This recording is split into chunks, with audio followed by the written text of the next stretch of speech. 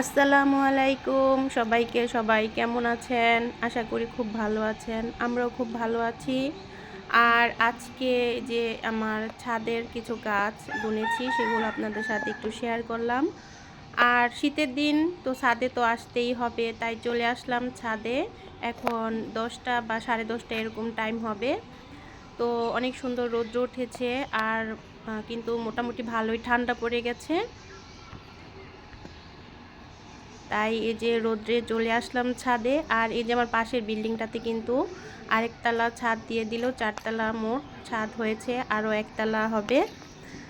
তো এই যে আমি ছাদে কিন্তু আমাদের প্লট থেকে কিছু মাটিও নিয়ে আসছিলাম লেবার দিয়ে। আর এদিক দিয়ে কিন্তু এই যে বোম্বা মরিচ গাছটা হয়েছে, সেই গাছটা কিন্তু পাতাগুলো আমি কিছুটা ছিঁড়ে দিয়েছি, বড় পাতাগুলো, আর অনেকটাই ফুল এসেছে। আর এই যে আমার মিষ্টি কুমড়ের গাছটা, মাশাআল্লাহ এই গাছটা কিন্তু খুব ভালো হয়েছে। তো এই ছাদে এসে কিন্তু এই গাছের পরিচর্যা করতে খুবই ভালো লাগে। তো আপনারা দেখতেই থাকুন ভিডিওটি, আর দেখা শুরুতে অবশ্যই কিন্তু একটা লাইক করে দিবেন।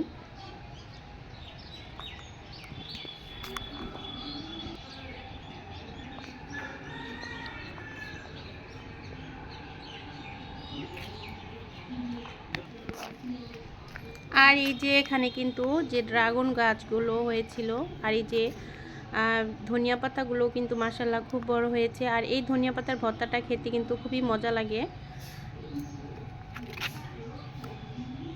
তারপরে যে আমি কিন্তু ড্রাগন গাছ আরেকটাও লাগিয়ে নিলাম। আর এদিক দিয়ে যে ড্রাগনের ডালগুলো ছেড়েছে এগুলো আমি লাঠি দিয়ে বেঁধে দিলাম। তো দেখি কিরকম হয়। তারপরে যে এটা একটা ফুল গাছ, কি ফুল গাছ এটা আমি জানি না, কিন্তু সুন্দর সাদা ফুল ফোটে। আমি কিছু ডাল ভেঙে তারপর এগুলো কিন্তু এই যে বুনে নিলাম মাটি দিয়ে। যে নুডলসের যে কৌটাগুলো, সেই কৌটাতে আমি গাছগুলো লাগিয়ে নিলাম।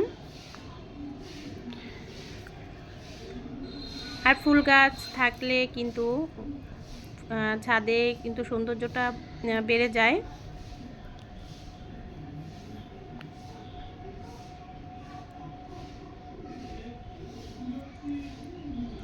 আর আমি যে বস্তার মধ্যে যে মাটিগুলো সেগুলোতে মরিচ চারা বুনে দেব, তাই বস্তার মধ্যে মাটিগুলো কিন্তু আমি ভরে রেখেছি। এগুলো সার দিয়ে তারপর মাটি ভিজিয়ে আমি বুনে দেব কিছু মরিচ চারা। আর অন্য পাশেতে কিন্তু আমার একটা ড্রাগন গাছ, এই ড্রাগন গাছটাও কিন্তু ডাল ছেড়েছে যে। আর আমি এখানে কিছু তরকারি কোটা বা ডিমের খোসা এগুলো দিয়ে, আর এই যে কিছু ডাল কিন্তু আমি ছোট করে কেটেও দিয়েছি, এতে করে ডাল চারদিক দিয়ে কিন্তু বের হয়েছে। তো আমার ভিডিওটা কেমন লাগলো অবশ্যই কমেন্টসে জানাবেন। আর যারা নতুন অবশ্যই সাবস্ক্রাইব করে পাশে থাকবেন।